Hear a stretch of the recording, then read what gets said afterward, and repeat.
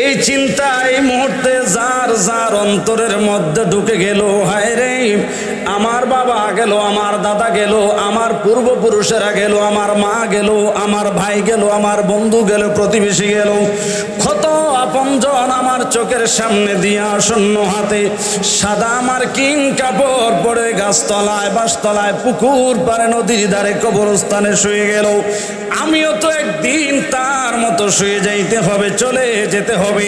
এই কথা যে ব্যক্তি মনে প্রাণে বিশ্বাস করেন, অন্তরে ধারণ করেন, ওই ব্যক্তিরাই মনোযোগ দিয়ে একটু লক্ষ্য করবেন। বাবারা আমার 2 দিন কা জিন্দেগি হ্যাঁ 2 দিন কা মেলাও, এই দুনিয়াটা মাত্র 2 দিনের মেলাও। এই দুনিয়া চিরদিন থাকার জায়গা নয়, চিরস্থায়ী ঠিকানা আপনার আমার কবরের জগৎ। ওই কবরের জগতে যাওয়ার জন্য এখনই তো আপনার আমার সময় প্রস্তুতি গ্রহণ করার। ও মুরব্বী বাবাজিরা, ও দাড়ি পাকা চুল পাকা মুরব্বী আম্বুজিরা, ও পর্দার আড়ালের মা, যে যেখানে আছেন, যারা পথে আছেন চলতেছেন, ও পথিকে দাঁড়াও, একটু মনোযোগ দিয়ে লক্ষ্য করে শুনে যাও। এই দাড়ি পাকা চুল পাকা মুরব্বী বাবাজিরা মনোযোগ দিয়ে লক্ষ্য করেন। বলা তো যায় না কখন কোন সময় জানি আপনার আমার যাওয়ার ডাক চলে আসে। এই জন্য মনোযোগ দিয়ে একটা কথা ভালো করে মনে রাখবেন। আজকের এই মাহফিল থেকে শুনে এই কথাটা অন্তরে ধারণ করবেন। সময় একেবারে সীমিত, সময় একেবারে কম। এই অল্প সময়ের মধ্যে আপনাকে আমাকে অনন্তকাল কবরের জগতে যে থাকবেন, ওই কবরের জগতে আরামে থাকার জন্য, সুখে থাকার জন্য, ভালো থাকার জন্য, শান্তিতে থাকার জন্য যা কিছু জোগাড় করবেন, যা কিছু অর্জন করবেন রে বরুরার মুসলমান, এই অর্জন করার সুযোগ আপনার আমার জন্য অতদিন এই দুনিয়ার জমিনে থাকবো যতদিন। ডান হাত তুলে বলেন ঠিক কিনা, আরো আওয়াজ করে বলেন না ঠিক কিনা। এই জন্য যুবক ভাইরা আমার, মুরব্বী বাবাজিরা আমার, লক্ষ্য করেন ভাইরা আমার, দুনিয়ার কোনো সম্পদ কবরে যাবে না। দুনিয়ার ব্যবসা বাণিজ্য, টাকা পয়সা, বাড়ি গাড়ি, ছেলে সন্তান, স্ত্রী পুত্র, আপনজন হালাওলার, যার জন্য জীবন বড় কষ্ট করলেন, পরিশ্রম করলেন, যে সন্তানের জন্য মাথার ঘাম পায়ে পেলে পরিশ্রম করে উপার্জন করে নিজে না খাইয়া সন্তানরে খাওয়াইলেন, হায়রে নিমায়া নিষ্ঠুর দুনিয়া দেখবেন, এটাই বাস্তবতা। ওই সন্তান একদিন আপনার আমার বুকের উপরে ফাড়ায়া ফাড়ায়া কবরস্থানে মাটি দিব। এ কথা বলেন ঠিক কিনা, আরো আওয়াজ করে বলেন না ঠিক কিনা। এই জন্য স্মরণ করিয়ে দিতে চাই, মহাগ্রন্থ আল কোরআনুল কারীমের মধ্যে আল্লাহ পাক রব্বুল আলামিন আপনাকে আমাকে জানিয়ে দিয়েছেন। আল্লাহ পাক রব্বুল আলামিন আপনাকে আমাকে কোরআনুল কারীমের মাধ্যমে এই তথ্য দিলেন, এই মেসেজ দিলেন। আল্লাহ বলেন কুল্লু নাফসিন যায়িকাতুল মউত। জবান খুলে কোন আল্লাহু আকবার বলেন। এই ঘোষণাকার আল্লাহ বলেন সমস্ত আত্মাগুলি, সমস্ত নফসগুলি মৃত্যুর স্বাদ গ্রহণ করতে হবে। এখন আমি জানতে চাই আল্লাহর কথা সত্য না মিথ্যা? বাজান আমার, বন্ধুরা আমার, এই মুহূর্তে আমার সামনে যারা মাহফিল শোনার জন্য আসলেন, কানায় কানায় পূর্ণ প্যান্ডেল, আমার সামনে বসার ক্ষমতা আছে এই কারণে ভিতরে আত্মা আছে। আত্মা থাকার কারণে, রূহ থাকার কারণে, জান থাকার কারণে আপনি জীবিত। আপনি জীবিত থাকার কারণে আজকের মাহফিলের শ্রোতা, আজকের মাহফিলের অতিথি, আজকের মাহফিলের বক্তা, আজকের মাহফিলের সভাপতি, ঠিক কিনা বলেন? এই দেহটা আর কোনো কাজে আসবে না। এই দেহ আর মাহফিলের প্রধান বক্তা হবে না, এই দেহ আর মাহফিলের শ্রোতা হবে না, মাহফিলের সভাপতি হবে না। কেন কেন কেন হবে না? কারণ যেই মুহূর্তে আপনার আমার দেহ থেকে প্রাণ পাখি চলে যাবে, কুল আমার রূহ, আমার আল্লাহ আদেশ করতে দেরি, রূহটা বের হইতে দেরি হবে না। এরে বরুরার মুসলমান, বারাইপুরের মুসলমান, হৃদয়টা নরম করে শুনেন, 2 দিনের দুনিয়া কিসের এত বাহাদুরি? এ যুবক ভাইরা, মুরব্বী বাবাজিরা মনোযোগ দিয়ে কথাগুলো লক্ষ্য করেন। আগেই বলেছি হেদায়েতের মালিক কিন্তু আমি না। জবানটা করে বলেন হেদায়েতের মালিক যিনি তিনি কে? আরো জোরে বলেন তিনি কে? বাজানরা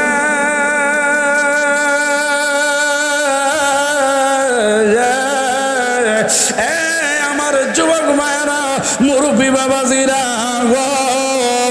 ও যুবক ভাইরা মনোযোগ দিয়ে লক্ষ্য করেন। আল্লাহ পাক রব্বুল আলামিন আপনারে আমারে নির্দিষ্ট একটা সময় দিয়ে তো দুনিয়া পাঠাইলেন। এই সময় শেষ হলে দুনিয়া থেকে আপনি আমি চলে যাব, এটাই চিরন্তর সত্য, এটাই বাস্তব। অস্বীকার করার সুযোগ আছে? সুযোগ নাই। তাইলে বাবারা আমার, আপনার ছেলে সন্তানও যাবে না, দুনিয়ার কোনো সম্পদ যাবে না, ব্যবসা বাণিজ্য যা কিছু অর্জন করতেছি, যার পিছনে দৌড়াইতেছি, যা অর্জন করতেছি, যা জোগাড় করার জন্য মারামারি, কাটাকাটি, হানাহানি, ঝগড়া ফাসাদ, কত রকমের মামলা মকদ্দমা, মাথা ফাটাফাটি, রক্ত, কথা কন না কেন? কোনো কিছু আপনার আমার সঙ্গে যাবে না। ও যুবক ভাইয়েরা, এত আদরের স্ত্রী যাকে ভালোবাসেন, ভালোবেসে বিবাহ করলেন, আপনার লাভ ম্যারেজ, ভালোবেসে তার সাথে বিবাহ বন্ধনে আবদ্ধ হয়ে সংসার করতেছেন, একসাথে স্বামী স্ত্রী মহব্বতের সাথে একজন আর একজনকে জড়িয়ে ধরে ঘুমান। হঠাৎ যদি গভীর রাত আমার আল্লাহর আদেশ হয়ে যায়, আজরাইল যদি আসে, আজরাইল আসতে দেরি, যখন রুহুটা নিয়ে যাবে, আপনার স্ত্রী রাতের শুরুতে যখন শুইতে গেল, জান বলে, জাদু বলে, সোনা বলে, কত কিছু, কত আদরের নামে আপনাকে ডাকলো, কত আদর করে আপনাকে জড়িয়ে ধরে ঘুমাইলো। বাস্তবতার সাথে মিলায়া দেখেন যুবক, ওই আদরের স্ত্রী যে আপনাকে এত ভালোবাসে, সন্ধ্যা রাত্রে, গভীর রাত্রে ঘুমন্ত অবস্থায় যদি আপনার দেহ থেকে রুহুটা চলে যায়, আপনার স্ত্রী আর আপনাকে জান বলবে না, প্রাণ বলবে না। আমার ভয় লাগে, ভয় লাগে বইলে আপনার সাইরা খাট থেকে নাইমা একটা চিৎকার দিয়া শ্বশুর শাশুড়ি যেখানে আব্বা গো আম্মা গো কইয়া সিল্লাম দিয়া পুরা বাড়ি সজাগ করব। কথা সত্য না মিথ্যা? এ জোরে বলেন সত্য না মিথ্যা? এই জন্য ভাইয়ের আমার, একজন সাধক অনেক সুন্দর করে বলে, বন্ধু বান্ধব প্রতিবেশী সবাই সেদিন জুটে, তোমার মরার খবর পাইলে আসবে সবাই ছুটে রে, আসবে সবাই ছুটে। ঠিক কিনা বলেন? আবার বাঁশি বাগানের বাঁশি কাটিতে যাবে রে সজন, ঠিক কিনা বলেন? ওরে নিজের হাতে আপনেরা করিবে দাফন, তোমায় নিজের হাতে আপনেরা করিবে দাফন। জবান খুলে বলেন ঠিক কিনা? তাহলে এইটুক পর্যন্ত আমি যে আয়াত নিছি, আয়াতের ওয়াজ কিন্তু এগুলা না। এতটুক পর্যন্ত এই কথাগুলা বলার উদ্দেশ্য হলো, আমি সামনে একটা কঠিন ওয়াজ করব, ওই ওয়াজটা যাতে আপনাদের হৃদয়ে জাগা হয়। এই কথাগুলা বলে আপনাদের মনোযোগ মানে জাগা করলাম। মনে করেন এটা কি কেডারে কই ওয়াটার, আরে সর্বনাশ্রী মারহাবা খান, ফানি হানি কয়ে কোন হয় না ওয়াটার, দেখছেন? আচ্ছা যাক, টাঙ্গানি লটকানি জুলানি একই কথা, ঠিক কিনা কন? প্রথমত এটা কি বোতল, এটা কি? এখন এটার মধ্যে জায়গা আছে, ফানি ঢালতেছি ঢালতেছি, এটা ফানি এখানে জমাট হবে, যখন এটা ফুইরা দেবো ফানি ঢাল্লার থাকবো নি, কথা কয় না? তো এতক্ষণ আপনাদের মনোযোগ ডাইনে বামে এদিকে সেদিকে, তাবারও কাছে নিষ্কার মাহফিলে, হ্যাঁ তাবার, হ্যাঁ তাবারও কাছে, হ্যাঁ মারহাবা কোন। তো এতক্ষণ পর্যন্ত সবার মনোযোগ এদিকে সেদিকে ছিল। যেই মাত্র কবরের কথা শুনলাম, এই নীরব, যেই মাত্র কবরের কথা শুনলাম, যুবক বলেন বৃদ্ধ বলেন, সবার মন মানসিকতা কেমন একটু ইমোশনাল হয়ে গেছে, ঠিক কিনা বলেন? কবরে যাব সত্য না মিথ্যা? আবার বলেন, আরেকবার, আরেকবার আমার কথা নোট করেন। আল্লাহর কোরআন, হাফেজ সাহেব যারা আছেন তারা বুঝবেন। আল্লাহর কোরআনুল কারীমের সূরা কফ, কোন সূরা? 19 নম্বর আয়াতটা খুলেন। আল্লাহ বলেন, বিসমিল্লাহির রাহমানির রাহিম।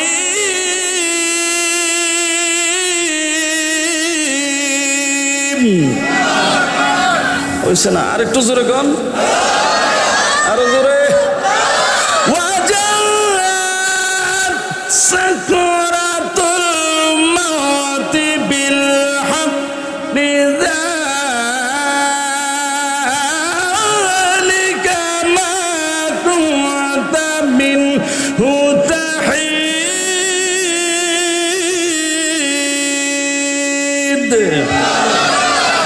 আমার কথা, কার কথা? আল্লাহ বলেন, এই যে মৃত্যু নামক যন্ত্রণা, এই যে একটা কষ্ট, এটা যে একদিন কষ্টের এই অনুভূতিটা যে অনুভব করতে হবে, মৃত্যুর বিছানা যে যেতে হবে, আল্লাহ বলে বিল হক, এটা সত্য। তো এবার আপনি আমি হাসি আর তামাশা করি, যাই করি, রংবাজি, সিটারি, বাটফারি, যাই করি না কেন, বিল হক মনে রাখতে হবে। এই জন্য আমার তো দেশের বাড়ি হইল চট্টগ্রাম খাগড়াছড়ি জেলা। সিটাইঙ্গা ভাষায় একটা কথা আছে, বুঝি বুঝি খাইও ভাত খালিয়ে মেজান। এটা আপনারা বোঝেন নাই? বুঝি শুনি খাইও ভাত খালিয়ে মেজান, অর্থাৎ বুঝে বুঝ আজকে এখন যে খাইতেছো, খাইয়া যে জোলা পড়তেছ, একটু হিসাব করে খাইও। আগামী দিন কিন্তু জিয়াফতের অনুষ্ঠান আছে, এখন জোলা বইরা লাইলে কালকে খাইতে পারত না। কথা বুঝছেননি? চেল্লাই বুঝি বুঝি খাইও ভাত খালিয়ে মেজান। আল্লাহ সবাই বুঝছেন? মানে বুঝে শুনে খাইও, খানা আরো কি আছে।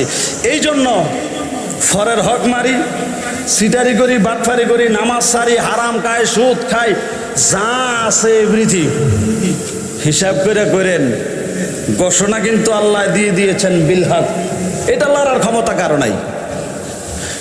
রাষ্ট্র লড়বে, রাষ্ট্রের প্রধান লড়বে, কিন্তু আল্লাহর কোরআনের বাণী লড়বে না, লড়ে নাই, লড়তে পারবেও না। আরো আসতে কন, আরো আসতে কন, সন্দেহ আছে? জালিকাল কিতাবু লা রাইবা ফীহি হুদাল লিল মুত্তাকিন।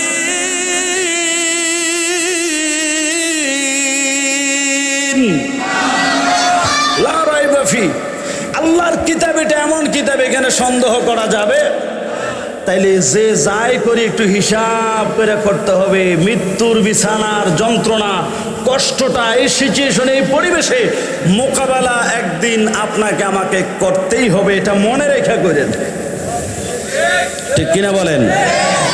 তারপরে আয়াতের শেষ অংশে আল্লাহ কি বলছে? যালিকা মা কুনতা মিনহু তাহিদ। আপনি এই ওয়ে থেকে, এই কষ্টটা থেকে বাঁচার জন্য যতই ওয়ে, যতই মাধ্যম তালাশ করেন না কেন, যতই রাস্তা খুঁজেন না কেন, সুযোগ নাই। ঠিক কিনা বলেন? ছেড়ে দিলাম ভাইয়া আমার গভীর মনোযোগ। তাইলে জানলাম কোরআনুল কারীমের আলোকে মৃত্যুর স্বাদ গ্রহণ করতে হবে। আরো জানলাম কোরআনুল কারীমের আলোকে মৃত্যুর বিছানায় যেতে হবে। মৃত্যুর যন্ত্রণা, যে কষ্টটা, এই অনুভূতিটা অনুভব করতে হবে। এটা কোনো বানানো কথা না, এটা সত্য। আবার নাকি এখান থেকে বাঁচারও সুযোগ নাই, এই খবরও তো আল্লাহ কোরআনে দিয়ে দিয়েছে সূরা কফ 19 নম্বর আয়াতে। ঠিক কিনা বলেন? তাইলে এখন আমরা জানলাম মরতে হবে, মৃত্যুর স্বাদ গ্রহণ করতে হবে, মৃত্যুর যন্ত্রণাও সহ্য করতে হবে, কবরেও যাইতে হবে। সব মাইন্না নিলাম হুজুর, অতীতে যা করছি ভুল করছি, এখন আমাদের করণীয় কি? বাঁচার যেহেতু সুযোগ নাই, যালিকা মা কুনতা মিনহু তাহিদ। এখন আমরা কি করব, কি করব, করণীয় কি? এখন আপনার আমার করণীয় হলো ওই কবরে যাওয়ার জন্য প্রস্তুতি গ্রহণ করা। ওই প্রস্তুতি গ্রহণ করবেন তো কি করবেন? লাখ লাখ টাকা ব্যাংকে জমাইবেন? কবরে যাওয়ার জন্য কি লাখ লাখ টাকা জমা করবেন? সুদে লাগাই হইলো, টিয়া বাড়তি না, মাসে লাখে 4-5 হাজার করে হইলো, এটা সাউদি হইলো বাড়াইলাম। একটা লোক নাউজুবিল্লাহ কইছে না, তাহলে বোঝা গেল, মুসের ঠাটে বোঝা যায় আমার ওর বাড়ি কোন ভাড়া। কেন আপনারা কি আউজুবিল্লাহ কইছেন না নাউজুবিল্লাহ? কি কারণে নাউজুবিল্লাহ বললেন? কারণ সুদ কি হালাল না হারাম? কথা কয় না। আমি কিন্তু টোটালি মিলে কবরবাসীর স্মরণে মাহফিল, তো টোটালি মিলে আমার কথাগুলো নিয়ে আমি আপনারা লইয়া সোজা যা আছে কপালে কথা শেষ হইব সকালে লইয়া কবর ঢুকালাম। কথা কয় না। কবর যাইতে কিতা কিতা লাগবো গাট্টি গুটি যা জোগাড় করে এলাম, আল্লাহ যা করে। ঠিক কিনা এখন মন মানসিকতা আছে তো সবার, আছে তো নাকি? আছে সবার আছে। সালাতু সালাম গো আমার দরুদ কইও নবী মুস্তাফা, বলেন তোমরা যদি মদিনায়, বলেন সালাতু সালাম গো আমার দরুদ নবী মুস্তাফায়, তোমরা যদি নাই, বলেন তোমরা যদি ওরে মদিনা শরীফের মাঝে আমার জিন্দা নবী শুয়া আছে। ঠিক কিনা? হাত তুলে বলেন ঠিক কিনা? মদিনা শরীফের মাঝে ওরে বেহেশতের বাগান আছে। আরে সেই বাগানে শুইয়া আছেন, সেই বাগানে, বলেন সেই বাগানে শুইয়া আছেন আমরার নবী মুস্তাফায়। তোমরা যদি দুটা হাত তুলে বলেন নবী খুশি হবে। বলেন সেই বাগানে শুইয়া আছেন, সেই বাগানে আছেন জিন্দা নবী মুস্তাফায়। তোমরা যদি নাই, বলেন তোমরা যদি মদিনায়, বলেন সালাতু সালাম গো আমার মহব্বতে কইও নবী মুস্তাফায়। তোমরা যদি মদিনায়, বলেন তোমরা যদি ওরে হাজী বাইদার যাত্রা পথে আমি দাঁড়াই আছি সকাল হতে। কেউ নিল না সালাম খাদি, কেউ নিল না, বলেন কেউ নিল না সালাম খানি নূর নবীর রওয়াজায়। তোমরা যদি মদিনায়, বলেন তোমরা যদি যাও গো মদিনায়, তোমরা যদি যাও গো মদিনায়। আল্লাহুম্মা সাল্লি আলা সাইয়্যিদিনা মুহাম্মাদিন, আল্লাহুম্মা সাল্লি আলা সাইয়্যিদিনা মুহাম্মাদিন। তোমরা যদি যাও গো মদিনায়, তোমরা যদি যাও গো মদিনায়,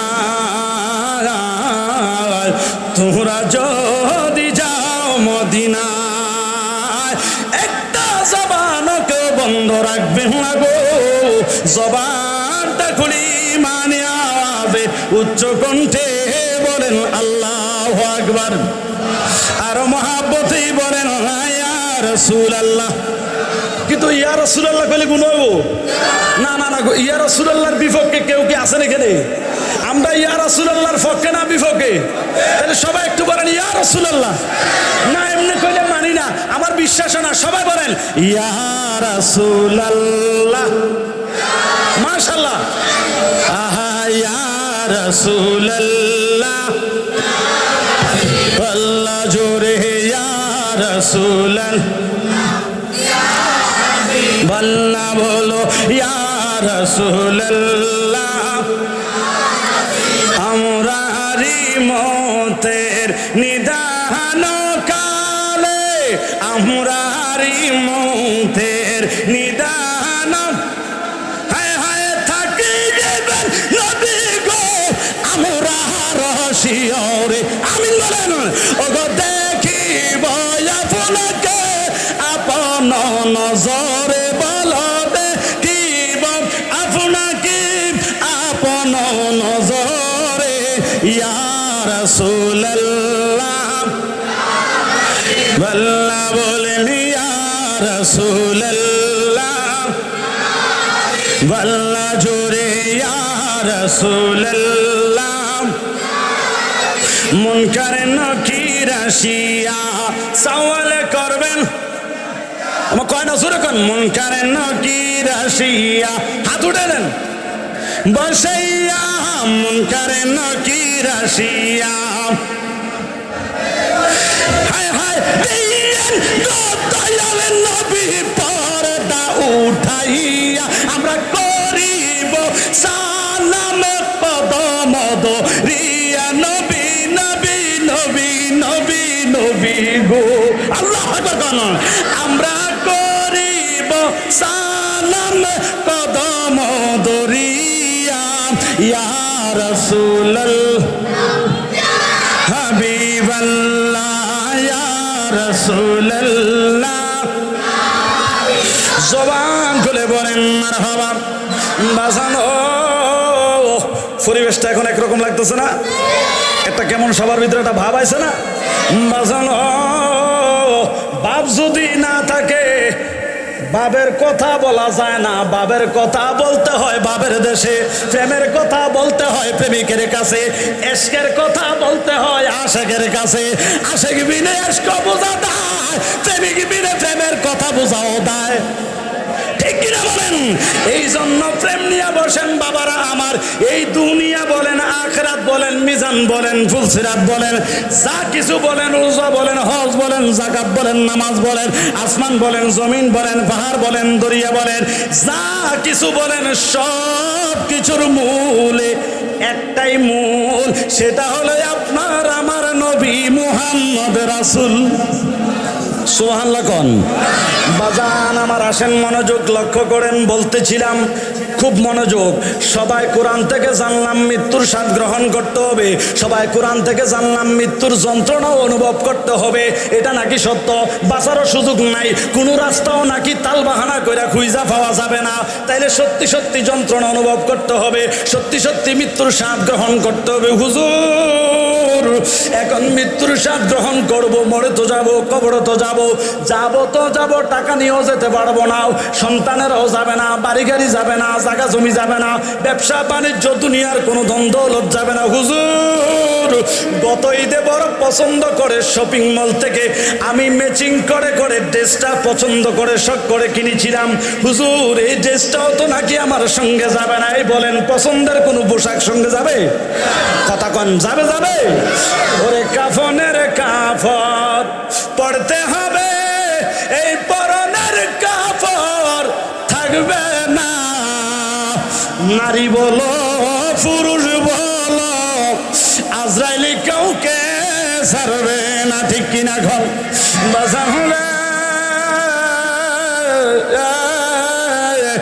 এই যে কবরবাসীর স্মরণে আজকের মাহফিল করতেছেন এই কবরবাসী যারা হয়েছে এই কবরে যারা শুইছে আপনারাই তো শুয়াইছেন আপনারাই তো তাদের জানাজার নামাজে গিয়েছেন তাদের ওই লাশের খাটটা কাঁধে নিয়েছেন কবরে শুয়াইছেন মাটি দিয়েছেন কবরের উপরে বাঁশ দিয়েছেন সব কিছু করছেন ঠিক কিনা কল আপনারাই তো রাজসাক্ষী নিজের চোখের সামনে দিয়াও আপনজনের কবরে শুয়াইলেন পছন্দের কোনো পোশাক সঙ্গে যায় নাই ধনীও কবরে দিছি গরিবও কবরে দিছি পুরুষও কবরে দিছি নারীও কবরে দিছি হুজুর কোনো বেশকম নাই কোনো বেশকম নাই একটাই মাত্র কালার একটাই মাত্র কাপড় একটাই মাত্র ব্র্যান্ড এটা আর কোনো ব্র্যান্ড নয় ওটা হলো ওই দর্জির দোকানের সাদা মার্কিন কাপড় জবান খুলে কোন ঠিক কিনা আরো জোরে বলেন ঠিক কিনা তাইলে বাবারা আমার যতক্ষণ আমার সামনে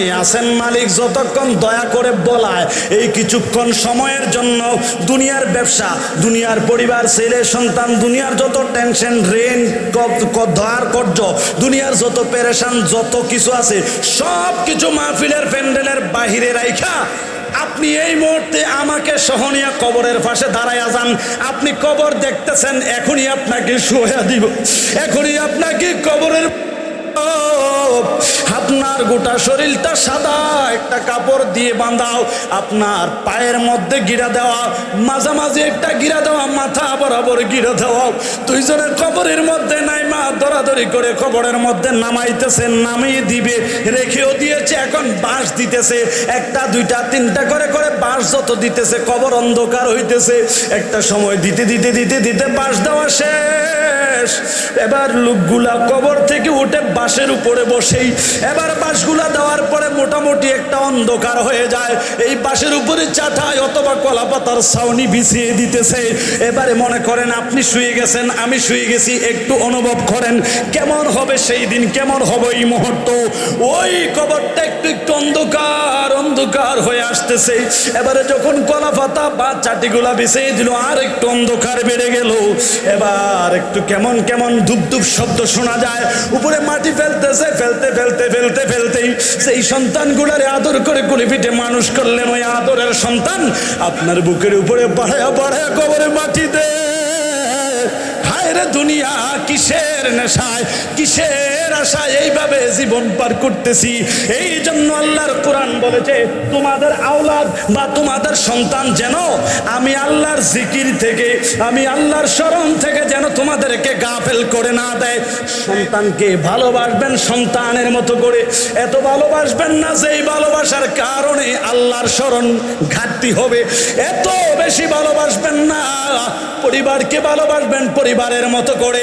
পরিবারকে আল্লাহর চাইতে বেশি ভালোবাসা যাবে না। কারণ বাবারা আমার, আল্লাহর কোরআন সূরাতুল মাইদার 42 এবং 43 নম্বর আয়াত খুলেন।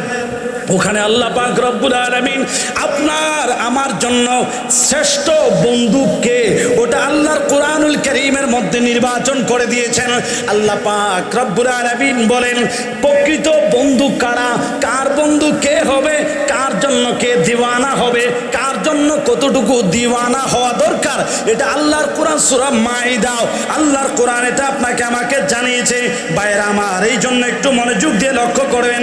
আল্লাহর মহাগ্রন্থ আল কোরআন সূরা মাইদার 42 এবং 43 নম্বর আয়াতে আল্লাহ বলেন বিসমিল্লাহির রহমানির রহিম ইন্নামা ওয়ালিয়ুকুমুল্লাহ ইন্নামা ওয়ালিয়ুকুমুল্লাহ ওয়া রাসূলুহু ওয়াল্লাযীনা আমানুল্লাযীনা ইউকিমুনাস সালাতা ওয়া ইউতুনাজ যাকাতা ওয়া হুম রাকিউন। জবান খুলে কন্যা আল্লাহু আকবার। এখন দেখেন আমি আপনার আমার বাস্তবতা ধরাই দিতেছি, কারণ কবরে আমরা যাব। আপনি আমি দুনিয়ায় সন্তানের জন্য পাগল, পরিবারের জন্য পাগল, পরিবারের জন্য পরিবারের সদস্য যারা আছে তাদের ভরণ পোষণের জন্য, সংসার কেমনে চলবো এটার জন্য কত টেনশন। কেউ চাকরি করি, কেউ ব্যবসা করি, কেউ কাজ করি, মাড়ি গাড়ি বদিল্লা দিয়ে রিক্সা চালে, ঠেলা গাড়ি চালে, কত কর্ম করি। কত যুবক দেশ ছেড়ে বিদেশে মরুভূমির মধ্যে উত্তপ্ত গরমে পরিশ্রম করতেছে। উদ্দেশ্য একটাই, তাদের মুখে হাসি ফুটানো, তাদের পরিবারের মুখে দুমুঠো ডাল ভাত তুলে দেওয়া। বলেন বাস্তব না অবাস্তব?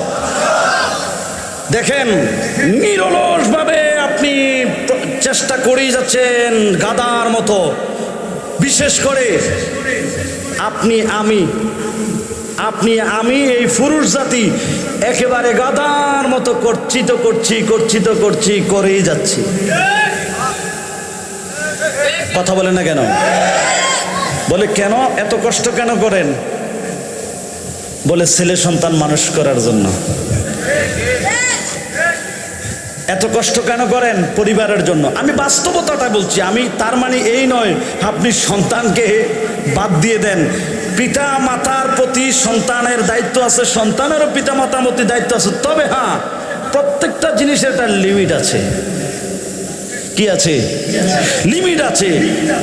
একটা কথাই আছে, exercise is wall is very bad. ভালো কাজও যদি অতিরিক্ত করেন এটা খারাপ। কথা কোন না?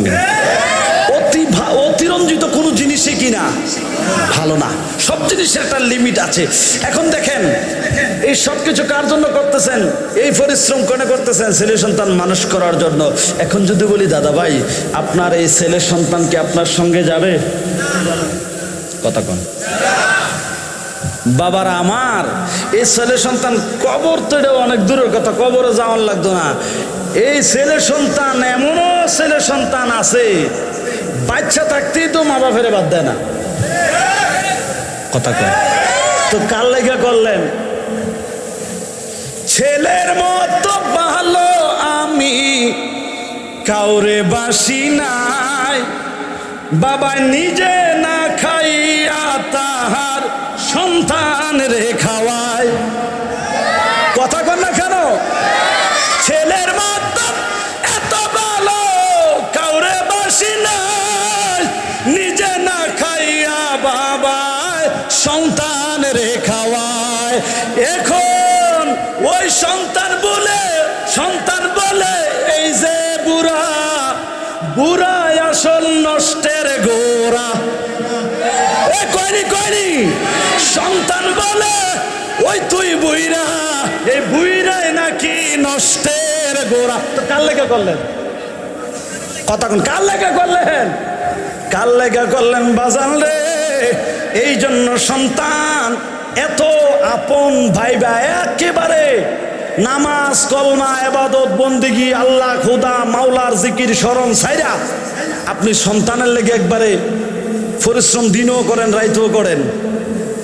এই জন্য আল্লাহ নিষেধ করছে, তোমরা তোমাদের আওলাদগণকে এত প্রাধান্য দিও না যে ভালোবাসার মায়ার জালে সন্তানের মুখে আটকিয়ে আমি মাওলার স্মরণ থেকে তোমরা গাফেল হইও না। ঠিক কিনা বলেন? তাইলে বাবারা আমার, আল্লাহর কোরআনের যে আয়াত তেলাওয়াত করলাম, ইন্নামা ওয়ালিয়ুকুমুল্লাহু ওয়া রাসূলুহু ওয়াল্লাযীনা আমানুল্লাযীনা ইউকিমুনাস সালাতা ওয়া ইউতুনাজ যাকাতা ওয়া হুম রাকিউন।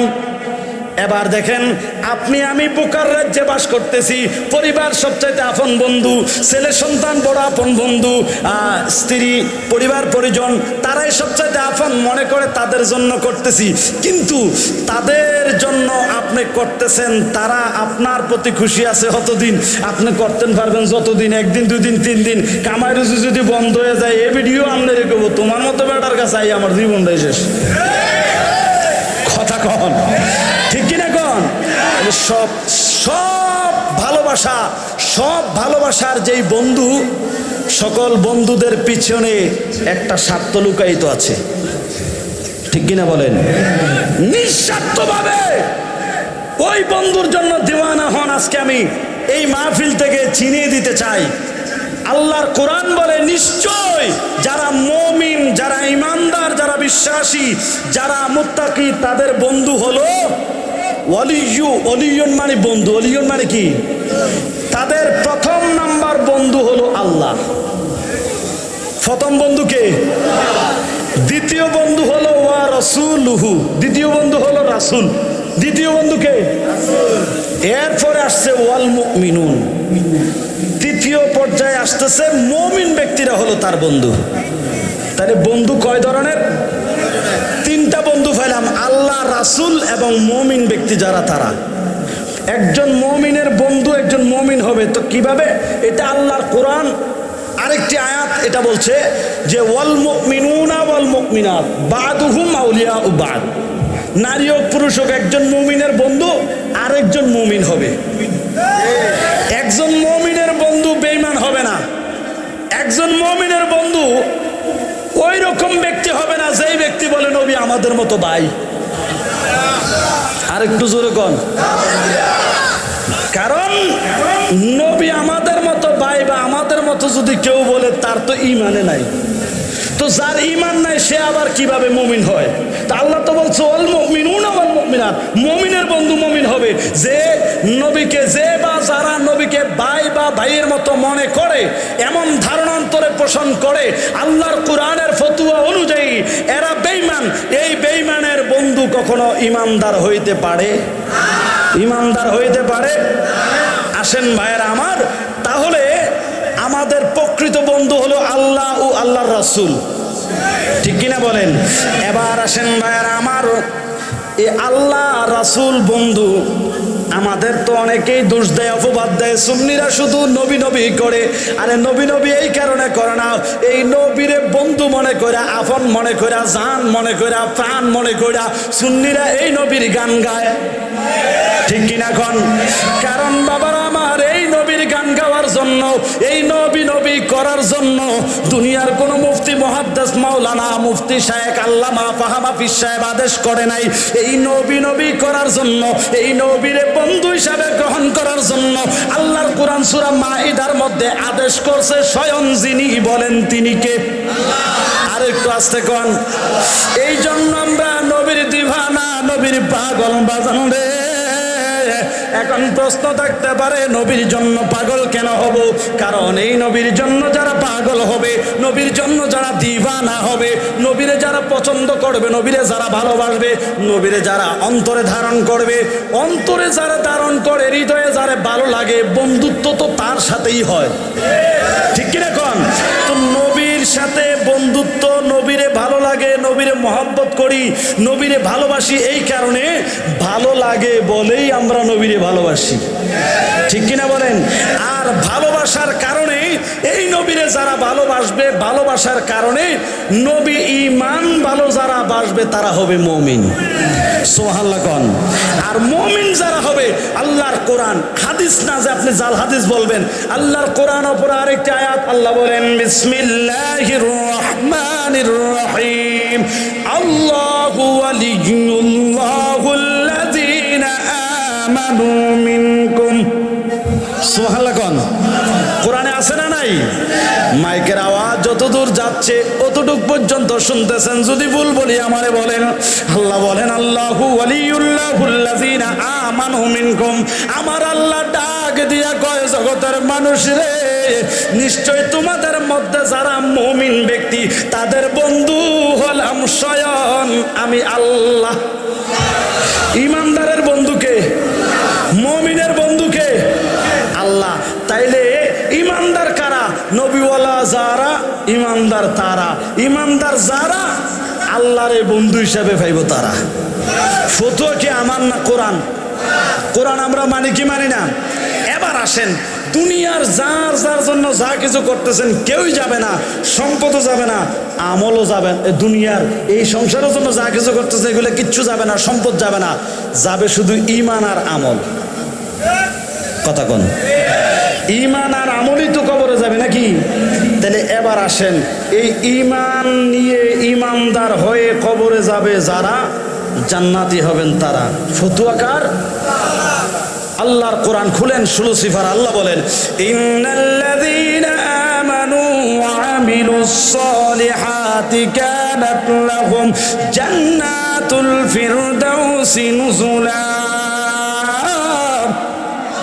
ঘোষণাকার আল্লাহ বলেন নিশ্চয় যারা ঈমান আনয়ন করেছে, ঈমানদার হয়েছে, ঈমানদার হওয়ার পরে যারা নেক আমল করেছে, ওই ঈমানদার এবং আমলে সলেহ নেককার ব্যক্তি যারা জান্নাতুল ফিরদাউস নামক জান্নাতের মধ্যে জায়গা পাবে তারা। ঘোষণাকার।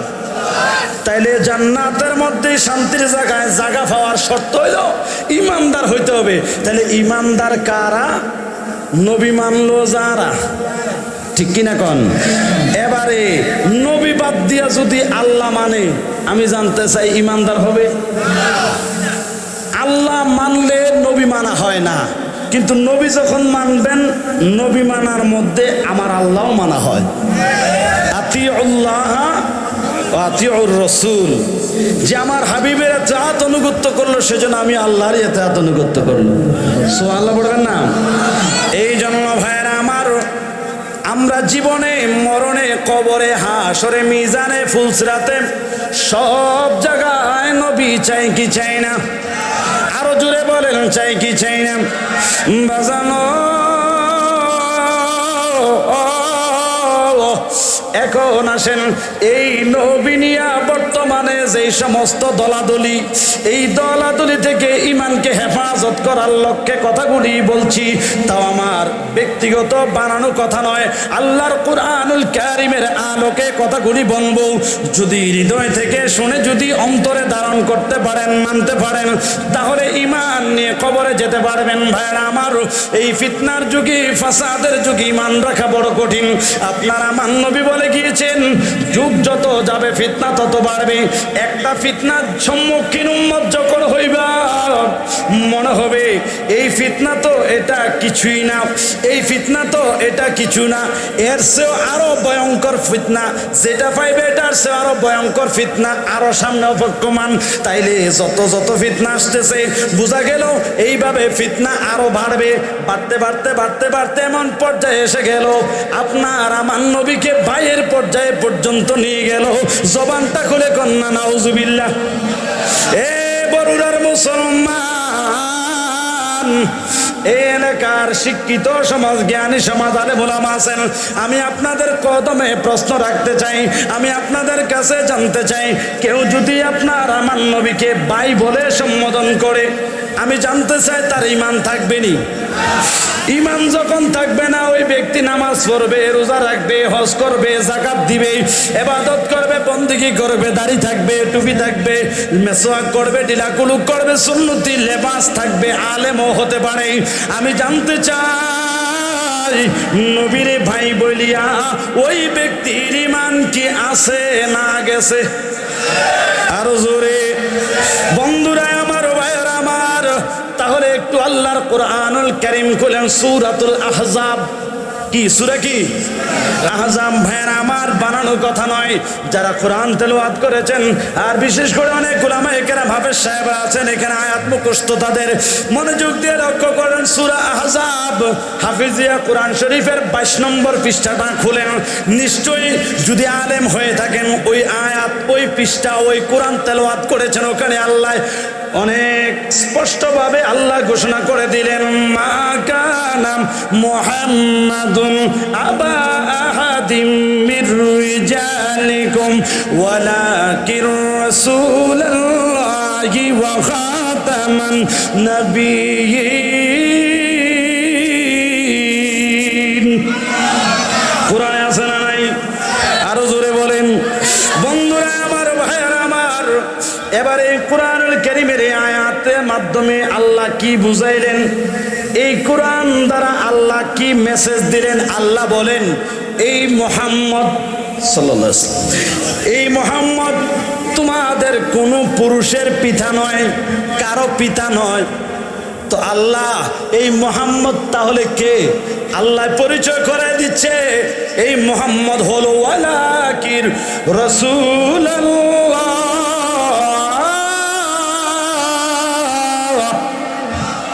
মুহাম্মদকে জানতে চাও? বলে হ্যাঁ জানতে চাই। আল্লাহ জানিয়ে দিলেন, ওয়ালাকির রাসূলুল্লাহ, এই মুহাম্মদ হলো আমি আল্লাহর প্রেরিত রাসূল। আর একটু জোরে বাজান রে। শুধু তাই নয়, আল্লাহ পাক রব্বুল আলামিন আরো বলেন, ওয়ালাকির রাসূলুল্লাহ, আমি আল্লাহর প্রেরিত রাসূল, ওয়া খাতামান নাবিয়্যিন, এবং তিনি শেষ নবী। উনার পরে এরপরে আর কোন নবী দুনিয়ায় আসতে পারে? আর আসবে? আর কোন নবী আসবে? আর কোন নবী আসবে না, আসতে পারেও। ঠিক কিনা বলেন? এটা হলো কোরআন এবং সুন্নাহ মতে, কোরআন সুন্নাহ ইজমা কিয়াস এবং সর্বসম্মতিক্রমে সমস্ত হক্কানি উলামায়ে কেরামের মত। এটা আমাদের ঈমান। ঠিক কিনা বলেন? আমাদের নবীর পরে আর কোন নবী আসতে পারে? এই ফ্যানটা ঘুরে দেন। আর কোন নবী আসতে পারে না। তাহলে নবী আমাদের, আল্লাহ জানিয়ে দিলেন আমাদের কারো পিতা নয়। তো যেখানে আব্বা বলা নিষেধ, এখানে ভাই কেমনে বলেন? ভাই কথা কম, এটা কি কখনো সম্ভব? আচ্ছা, এবার আসেন, আল্লাহ পাক এই কোরআনুল কারীমে 6666টি আয়াতে কারিমা নাজিল করলেন। প্রত্যেকটি আয়াত নাজিল হওয়ার পিছনে এক একটা প্রেক্ষাপট আছে, কারণ আছে। এটাকে বলে শানে নুজুল। ঠিক না হুজুর? প্রত্যেকটি আয়াতের শানে নুজুল আছে, আছে না নাই? আপনি মোবাইল থেকে একটা অ্যাপস বাংলা অর্থ সহ কোরআন ডাউনলোড করে এখান থেকে আপনি ভাই কলেজে পড়েন, আপনি বিদেশ থেকে আসছেন, আপনি কোনোদিন আলিফ বা তাস আরবি 29টা হরফ, আরে হরফ উচ্চারণের স্থানকে কি বলে এটা বলতে পারবেন না। আপনি এই বাংলা অ্যাপস থেকে আপনি তাফসির করা শুরু করে দিলেন, এখানে আছে তো। শোনেন, শাব্দিক অর্থওয়ালা কোরআন শরীফ পড়ে আপনি জাহান্নামী হবেন। কথা কন না কেন? বাংলা অর্থওয়ালা কোরআন যদি কেউ পড়েন জাহান্নামী হবেন। তো বলে কেন? এখানে অনেক কিছু আছে বাবা, এখানে অনেক কিছু, এটার শানে নজুল আছে। এক কোরআনে ডাইরেক্ট কোনো কথা নাই, ইঙ্কিত কতগুলা কায়দা কৌশল আছে। ইশারাতুন নস, ইবারাতুন নস, ইক্তদাউন নস, দালালাতুন নস, এগুলা কতগুলা বিষয় আছে। যারা ইংরেজি পড়েন, যে present tense, fast tense, future tense, কতগুলা গ্রামাটিক্যাল আছে না, আরবি এরকম কতগুলা ভেজাল আছে। এগুলো আপনি না জানলে আপনি অর্থ স্বাভাবিক করবেন, এখানে ভুল অর্থ হয়ে যাবে। কেমন অর্থ হবে জানেন? এখানে প্রস্রাব করিবেন, ক্ষমা না করিলে 100 টাকা জরিমানা, অর্থ এমন হয়ে যাবে। আর যদি এখানে প্রস্রাব করিবেন না, ফুল স্টপ, করিলে 100 টাকা জরিমানা, কথা কিন্তু একই, কিন্তু এই কথার প্রয়োগের খাত একরকম আছে। এখানে প্রস্রাব করিবেন না, করিলে 100 টাকা জরিমানা। আর এখানে প্রস্রাব করিবেন না, করিলে 100 টাকা জরিমানা। 100 টাকা জরিমানা, তোকে যাও বিড়ি খাওয়ানোর লেগে 100 টাকা পকেটে রাখছিলাম, গোষ্ঠী কি খাই বিড়ি খাওয়ার লাগতো না, খেয়ে সেন খুললে ছেড়ে দিব। কথা কন ঠিক কিনা? কন নাউজুবিল্লাহ কন। তা আসলে বুঝতে হবে, এজন্য উলামায়ে কেরামের শরণাপন্ন হবেন। যাই হোক, বলতেছিলাম এভাবে প্রত্যেকটি আয়াতের একটা প্রেক্ষাপট আছে। যে আয়াতে কারিমার মাধ্যমে আল্লাহ নবীকে আমাদের কারো বাবা নয় বলেছেন, এই আয়াতটা নাজিল হওয়ার পিছনে একটা কারণ আছে। একেবারে সংক্ষেপ করে বলছি, কষ্ট হচ্ছে মনে আপনাদের? হ্যাঁ, 12টা বেজে যেতেছে, কিন্তু কষ্ট হবে। এই আয়াত নাজিল হওয়ার পিছনে যে প্রেক্ষাপট, এটা একটু সংক্ষেপ করে বললে আপনারা সহজে বুঝতে পারবেন। তাইলে নবীরে আর ভাই কেউ বলবেন না। দেখেন, এই আয়াতে কারিমা নাজিল হলো কখন? আমার নবীজির একজন পালক পুত্র ছিল, যার নাম ছিল যায়েদ বিন হারেস রাদিয়াল্লাহু তাআলা। হযরতে যায়েদ বিন হারেস নবীজির পালক পুত্র। এই যায়েদ বিন হারেস শাদী করেছেন, ওনার বিবির নাম হলো জাইনব। বিবির নাম কি? আমি অনেক সংক্ষেপ করে বলছি, অনেক লম্বা ইতিহাস। এক পর্যায়ে যায়েদ বিন হারেস এবং জাইনব মানে স্বামী স্ত্রী, তাদের মধ্যে কথা কাটাকাটি হয়েছে, দুজনের মধ্যে বনাবনি হয় নাই। এক পর্যায়ে দুজনের মধ্যে তালাক হয়ে গেছে। কি হয়েছে? তালাক হয়ে গেছে। এখন দুইজন দুই জায়গায়, এখন আর একসাথে সংসার করে না।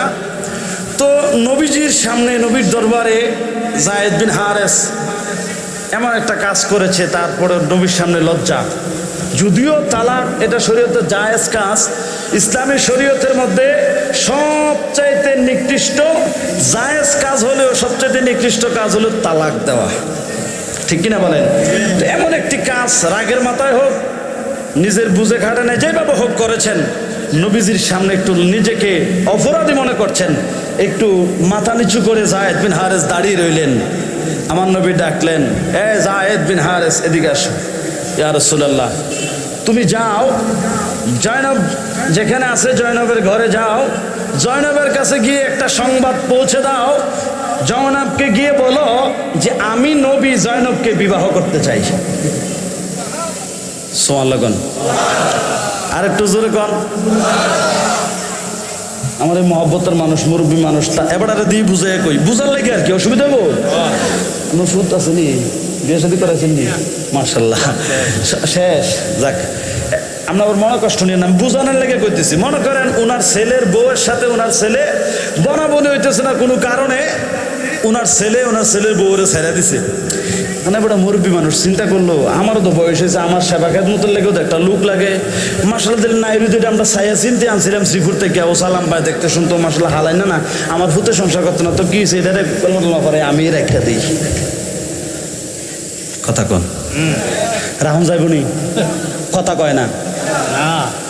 এবার আপনারা বুঝলেন না, এবারটার ছেলের বউরে ছাইরা দিছে, যেটা এতদিন এবারটার ফুতের বউ আছিল, এখন এটারে এবার বিয়ে করতে চায়।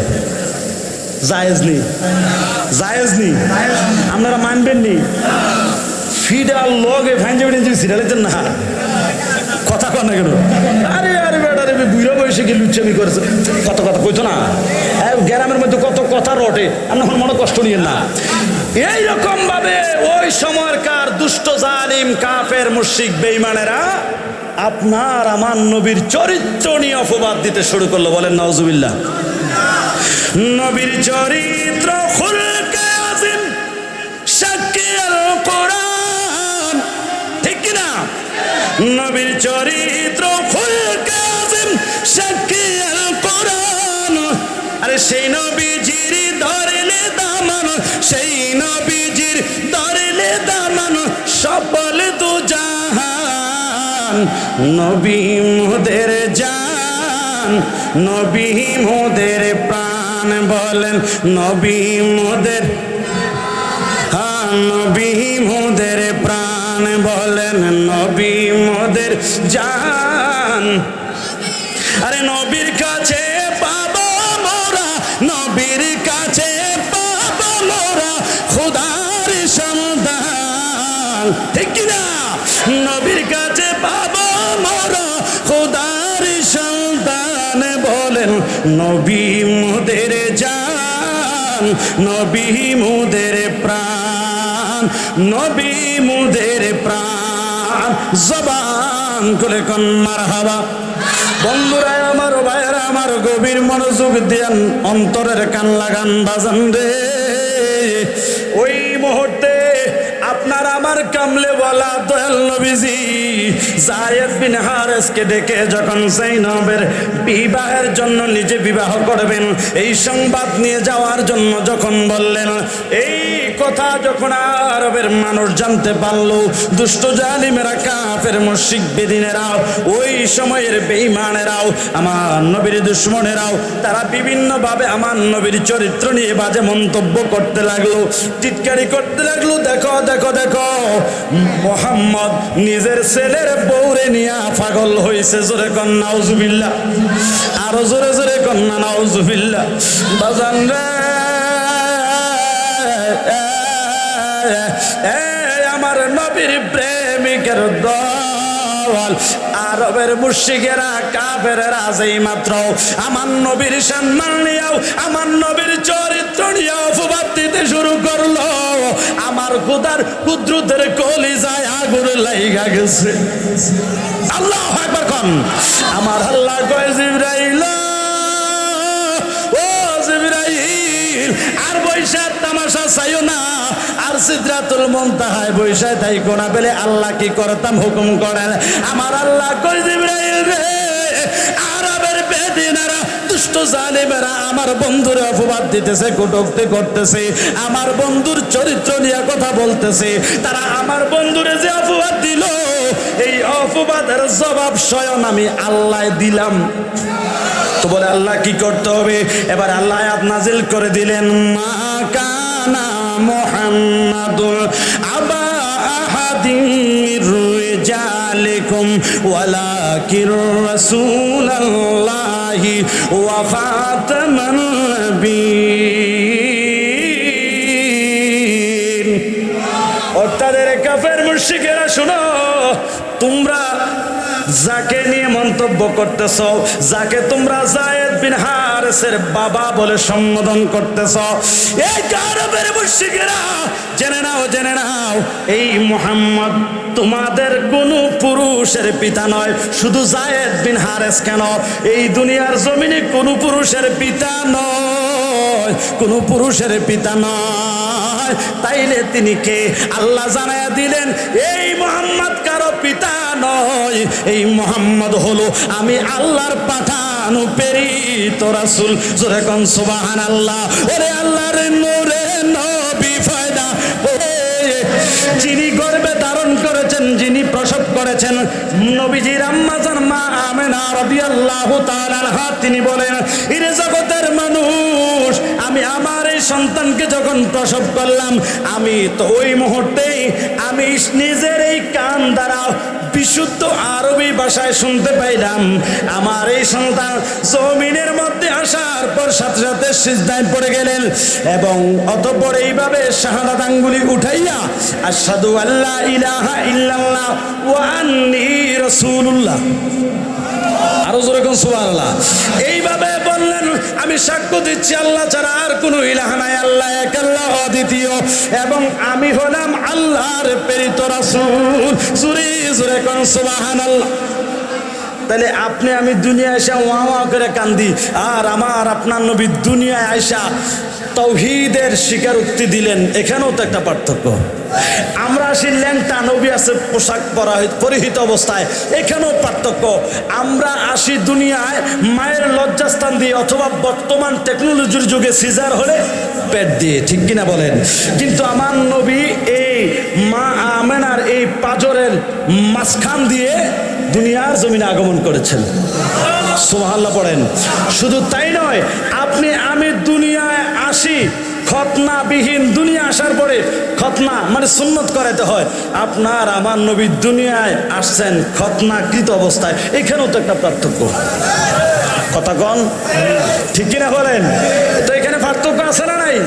দেখেন আমার নবী একটা সময় লাগাতার রোজা রাখতেন, যেটাকে সৌমে বেসাল বলা হয়। হাদিসের ভাষায় এটাকে সৌমে বেসাল বলা হয়, মানে লাগাতার 3 দিন হইতে পারে, 4 দিন হইতে পারে, 5 দিন হইতে পারে, 1 সপ্তাহ হইতে পারে, কোনো ইফতার নাই, কোনো খানা নাই।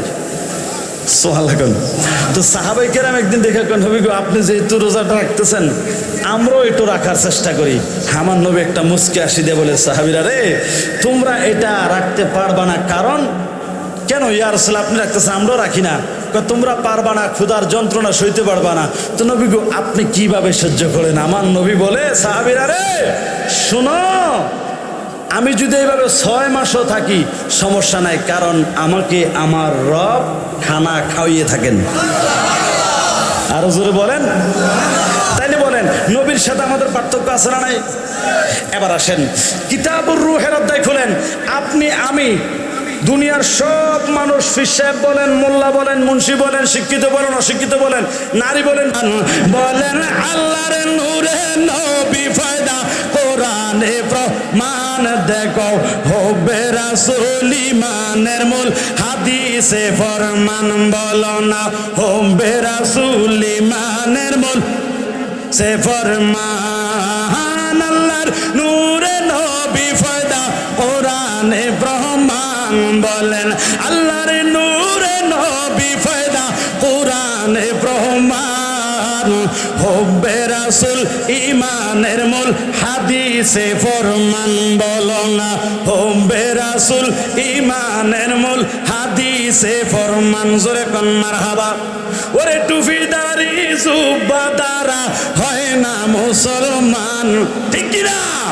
টুপিদারি ফাগিরি ধারা হয় না মুসলমান, টুপিদারি জুব্বাদারা হয় না মুসলমান, নবীর প্রেমে পাগল যারা তারাই মুসলমান। আরো আসতে কোন জবান খুলে বলেন ঠিক কিনা? বন্ধুরা আমার, ভাইয়েরা আমার, গভীর মনোযোগ দিয়ে লক্ষ্য করেন। এবার আসেন বাবার, আমার নবীর ছেলে সন্তান ছিল কি ছিল না?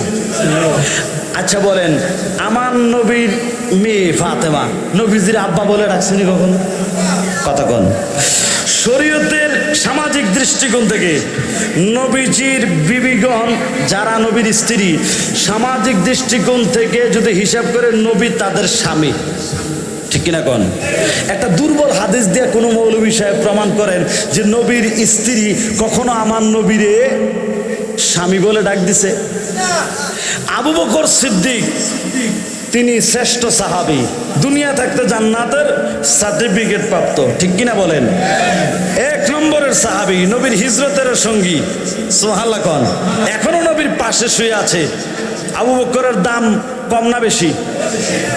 আপনার আমার বা আমরা দেশের কোনো বড় আলেম, কোনো শায়েকের চাইতে দাম আবু বকরের বেশি না কম? কথা কন। এই আবু বকর সিদ্দিক, উনার মেয়ে আয়েশা সিদ্দিকা রাদিয়াল্লাহু তাআলা আনহা, তিনাকে আমার নবীর কাছে শাদী মুবারক দিয়েছেন। সুবহানাল্লাহ কোন। তো সেই হিসেবে এবারও তো ছেলে মেয়ে বিয়ে করে দিচ্ছেন না, তো সেই হিসাব করলে আবু বকর হইলেন শ্বশুর, আমার নবী হইল জামাই, ঠিক নেই? একটা দুর্বল হাদিস দিয়ে বলেন তো, আবু বকর নবীর সাহাবী কোনোদিন বলছে যে ও জামাই আজকে দেশি রাতাটা জব করেছি, জিডার সেটা খেয়ে দিন? বুঝছি? আবু বকর কি কয়, ওই হিজরতের রাত্রে দাঁড়ায় রয়েছে, রাত্র যখন গভীর হলো, আমার দয়াল নবী বাহির হলো, আবু বকর সিদ্দিকের ইশারায় বুঝা হিজরত করে নবী মদিনাতে যায়, ঠিক কিনা? আমার নবী রাত্র গভীর নীরব নিস্তব্ধ হয়ে এলো, আবু বকরের ঘরের দরজায় যায় শুধু একটা ডাক দিলেন, আবু বকর লাব্বাইক ইয়া রাসূলুল্লাহ বলে একটা কি আবু বকর দরজা খুলে দাঁড়ায় রইলেন। আমার নবী ডাক দিয়া কয়, আবু বকর এত রাত গভীর হয়েছে, চতুর্দিকে সবাই ঘুমায়, পাহাড় জঙ্গলার যত জীবজন্তু আছে তারাও ঘুমায়, আবু বকর আপনি কি ঘুমান নাই? আবু বকর দুই চোখের পানি ছেড়া কান্দে, নবী গো ইয়া রাসূলুল্লাহ, নবী গো যেদিন থেকে শুনেছি আপনি জিজ্ঞাসা করেছেন মক্কা থেকে মদিনাটা কোন দিকে, আমি বুঝতে পেরেছি আপনি আর মক্কায় থাকবেন না, আপনি মদিনায় চলে যাবেন। তো আপনি মদিনায় যখন চলে যাবেন আপনার সঙ্গী তো আমি হব, এই কারণে কোন সময় কোন দিন কোন মাসে কোন সময় টাইমটা তো আমারে বলেন নাই নবী গো। এই জন্য ওইটা শোনার পর থেকে আমি আবু বকর আর কোনোদিন রাত্রে ঘুমাই না, আমি রাত্রবেলা ঘরের দরজাটা এইভাবে মিলে দাঁড়াইয়া থাকি, কখন আমার নবী আইসা ডাক দেয়, একটার বেশি দুইটা ডাক যদি নবী দাঁড়াইয়া থাকা দিতে হয়, আমি আবু বকরের জিন্দেগির বন্দিগি বরবাদ হইয়া যাইবা। আল্লাহু আকবার কোন। সাহাবাই কেরামের আদব দেখেন, আর মোল্লাডি কেমনে আমজা দিয়ে হয়ে গামজা হয়ে আবার বলেছে, কথা কন ঠিক কিনা কন? যে সাহাবাই কেরামের ব্যাপারে আল্লাহ কোরআনে আয়াত দিয়েছেন রাদিয়াল্লাহু আনহুম ওয়া রাদওয়ান, তাদের প্রতি আল্লাহ রাজি, সাহাবীদের প্রতি আল্লাহ কি নবী? হাদিসে নবী বলেন আসহাবিকান নুজুম ইক্তাদাইতুম ইহতাদাইতুম, আমার এক একজন সাহাবী আকাশের নক্ষত্র সমতুল্য, এদেরকে যারা ফলো করবা অনুসরণ করবা হেদায়েত প্রাপ্ত হবা। আমার নবী ঘোষণা দিয়েছেন সাহাবাই কেরামের ব্যাপারে, এত সম্মান এত দাম। ওই সাহাবাই কেরাম দুনিয়া থাকতে জান্নাতের টিকিট প্রাপ্ত, ওই সাহাবাই কেরাম তো তারা যারা সরাসরি প্র্যাকটিক্যাল ভাবে আমার নবীর কাছ থেকে ইসলাম শিখেছে। আপনি আমি মিয়া বইয়ের ফাতা পড়া শিখছি ইসলাম, কথা কন? এই বইয়ের ফাতা পড়ে কিতাবের ফাতা পড়ে আপনি আমি ইসলাম শিখেছি। আর সাহাবাই কেরাম নিজেদের রক্ত ঝরিয়ে, বুকের তাজা রক্ত ঝরিয়ে, শরীরের মধ্যে বিষাক্ত তীরের আঘাত সয়ে, বল্লমের আঘাত সয়ে ত্যাগের মাধ্যমে তারা ইসলাম গ্রহণ করেছেন। বেশ কম আছে না নাই? অনেক মা দেখবেন ফালিকা ভূত ফালে, ফালেনি? ফালিকা মাও মা, গর্বে যে রাখছে সেও মা। এই বলেন তো বেশ কম আছে না নাই? কথা কয় না। বুঝে নেবেন ভাইয়েরা আমার, গভীর মনোযোগ দিয়ে লক্ষ্য করেন।